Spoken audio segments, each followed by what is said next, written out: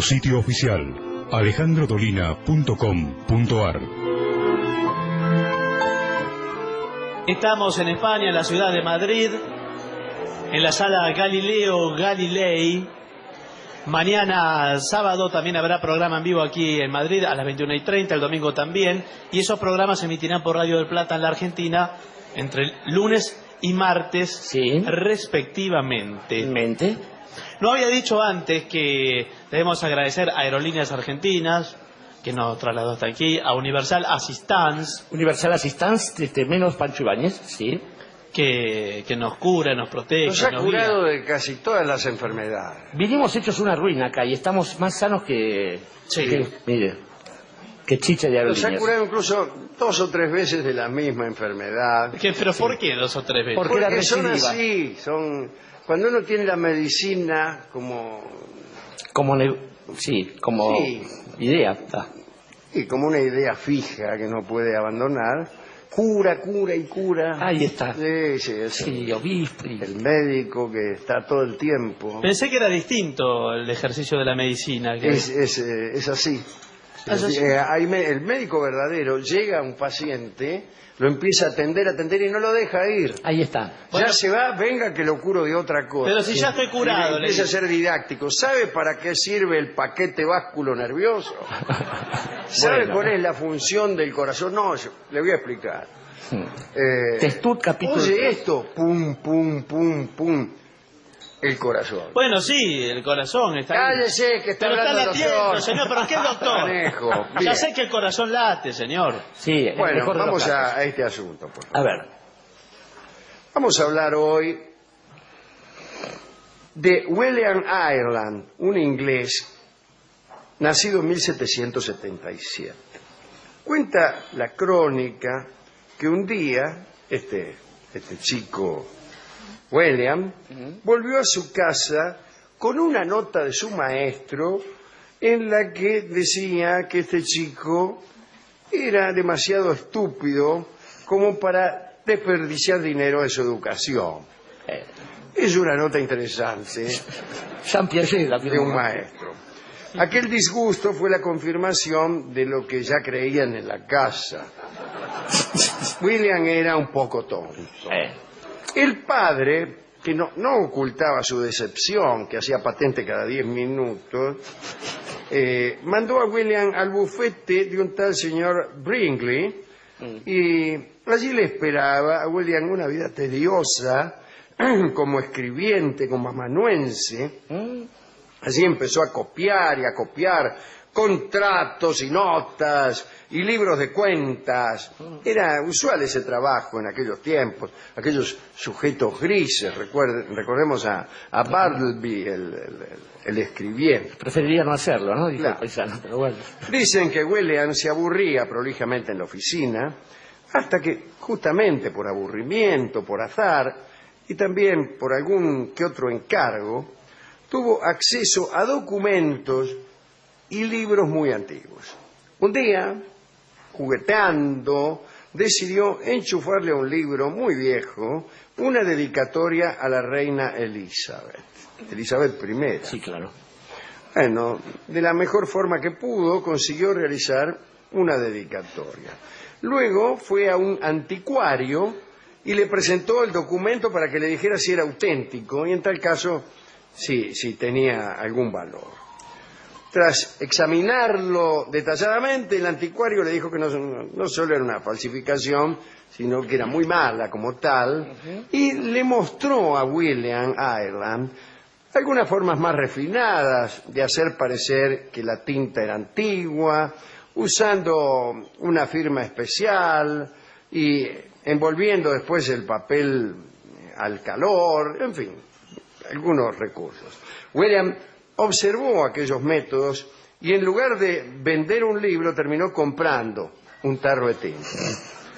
De nuevo en la quietud de su despacho preparó una nueva dedicatoria a la reina y el resultado de esta nueva falsificación superaba a la anterior. Esta vez marchó con el libro a casa de su padre, le mostró la ganga que había encontrado en un anticuario, su padre observó con cuidado la dedicatoria, la dio por auténtica y felicitó a su hijo por haber tenido tanto ojo descubriendo un libro así. Entonces le dijo que siguiera mirando, a ver si en una de ellas encontraba un libro autografiado por Shakespeare. Y agregó, daría la mitad de mis libros por conseguir algo así. Bueno, así empezó este asunto. Información esencial, Shakespeare, de Shakespeare no queda mucho, casi no hay nada escrito, no se conoce ningún texto original y son mínimos los rastros de su firma y de su caligrafía, así que está todo por encontrar. El viejo Ireland, Samuel Ireland, el padre, era, como ya hemos sugerido, un obsesionado por la obra de William Shakespeare. Y su hijo, Ireland, William, Sí. que no tenía otra intención que congraciarse con el papá, tomó una pluma y comenzó sus falsificaciones. Y así, 178 años después de la muerte de Shakespeare, apareció un contrato de Shakespeare con un actor llamado Hemmings y acerca de asuntos financieros en el Teatro Globo. Ireland corrió al encuentro de su padre y cuando el viejo vio aquel papel, el joven observó por primera vez en su vida un brillo parecido a la alegría y al agradecimiento en el rostro de su padre. Y a partir de ese momento los hallazgos empezaron a multiplicarse. Y todo el material iba a parar a manos del papá. Apareció un pagaré, un borrador de carta, la profesión de fe de Shakespeare, correspondencia entre el escritor y la reina, e incluso una tierna declaración de amor de Shakespeare hacia su esposa, Anita Hathaway, Sí, claro. con un mechón de pelo que mejoraba todavía el tesoro. Falsificar un mechón de pelo en aquel entonces era fácil.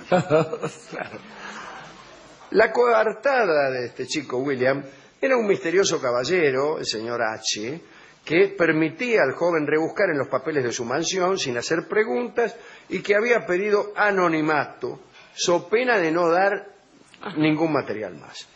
Samuel Ireland tampoco quería hacer preguntas, dijo el papá, ¿no? Sí. No quería que el menor estímulo rompiera la suerte que estaba teniendo. Además, ahora recibía en su casa el viejo Ireland una interminable procesión de visitas, hasta el punto de que a veces repartía entradas para que lo visitara. Lo fueron a visitar el príncipe de Gales y también el primer ministro William Pitt. Y se cuenta que Boswell, el biógrafo del Dr. Johnson, ¿no?, besó los papeles de rodillas y dijo, esto viene de la pluma de Shakespeare o de la de Dios. Dijo Boswell. Hace poco pasamos en Londres por la casa del Dr. Johnson, que está no lejos de su monumento, que queda ahí cerca del Palacio de Justicia. Y la casa del Dr. Johnson es más pequeña que las casas adyacentes de Fleet Street.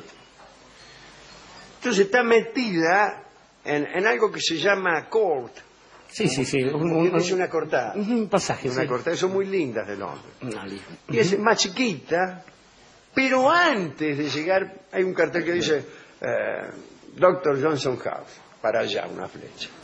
Entonces voy a ver cómo era la casa del Dr. Johnson.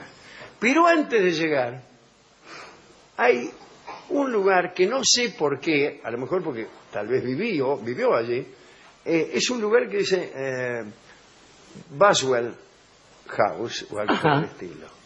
Y Boswell fue el biógrafo de Johnson, el tipo que andaba todo el día atrás de Johnson anotando cosas, claro, escribiéndole la biografía. Y me llamó la atención que aún después de la muerte haya quedado cerca. Y el biógrafo no antes, no después, sino antes.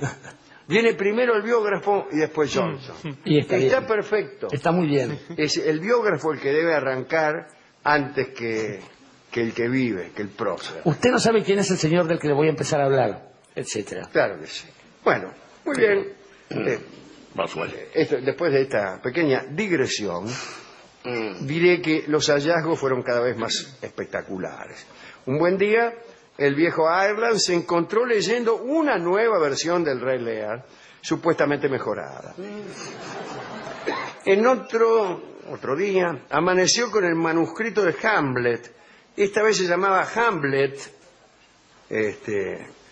título que después le habrá sido cambiado por Shakespeare. Y William, ahí escribiendo en su bufete, ahí donde trabajaba, le daba como un nuevo Shakespeare.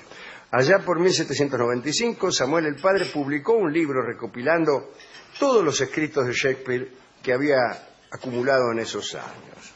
Esta publicación hizo que lo que hasta el momento era una curiosidad conocida por un pequeño círculo se divulgase por toda Inglaterra. Y aparecieron expertos que pudieran examinar de primera mano los textos descubiertos y algunos también empezaron a sospechar que tal vez no eran del todo legítimos. En eso estaban cuando apareció una obra entera inédita de Shakespeare. Se llamaba Vortigern. Parece que William Ireland la había escrito de principio a fin. Para este drama, Ireland consiguió nada menos que una representación teatral en abril de 1796 y más precisamente en el Drury Lane. Nada menos. Nada menos. Están dando Sherk ahora. Bueno, William y Samuel Ireland cobrarían un suculento porcentaje de los ingresos. Viene el estreno, se estrena Vortigern, se anuncia el estreno de Vortigern y llega la presentación. Fue la primera y única presentación. La historia la recuerda como una tarde insólita. Entre el público estaban los convencidos de la autenticidad de la obra y también los que la negaban. De pronto alguien subió al escenario a vociferar en contra y los dos bandos del público empezaron a los naranjazos. Alguien peló una naranja y empezó a repartirla entre los actores que estaban recitando sus versos para que se llenaran la boca con otra cosa que no fueran justamente esas líneas espantosas. Los actores se comieron las naranjas y empezaron a hablar con naranjas en la boca, aterrorizados por miedo a que los mataran. Todo terminó en caos y la obra se suspendió.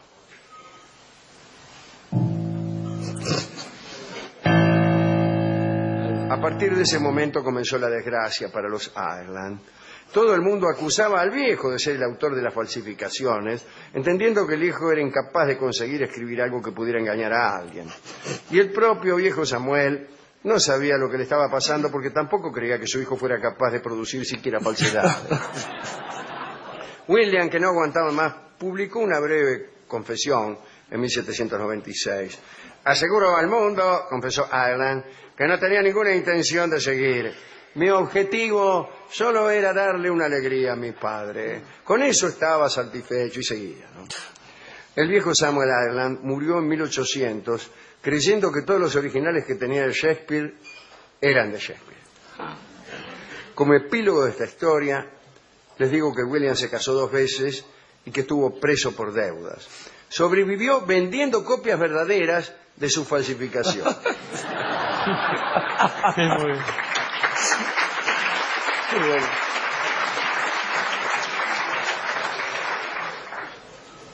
William publicó con seudónimo sátiras políticas y novelas y también publicó escritos en los que ponderaba a un tal Ireland, o sea, a él mismo, maltratado por todos los literatos.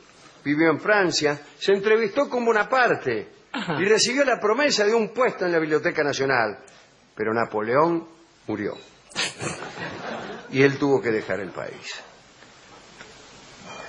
Su obra más conocida es hoy la que se llama Confesiones de William Ireland, en la que cuenta en detalle todo lo que contamos ahora nosotros, ¿no? Murió pobre en 1835. Ah, no, murió pobre. Murió, sí. Sí. Claro, yo creí que era murió Pobre, pobre, Sí. sí. en 1835. El 24 de abril, para más precisión. Hasta por un día la pifió, ¿eh? Un día después de la muerte de Shakespeare. El libro que publicó su papá recopilando la obra falsa de Shakespeare es una obra muy cotizada entre los libreros de antigüedades. Y los originales de las falsificaciones son tan valiosos que se han comenzado a falsificar. Así es posible que quien posea uno de los manuscritos originales de Vortiger no tenga más que una falsificación actual de una falsificación hecha por William Ireland, falsificando su original de 1795, de una supuesta obra teatral que Shakespeare no escribió jamás.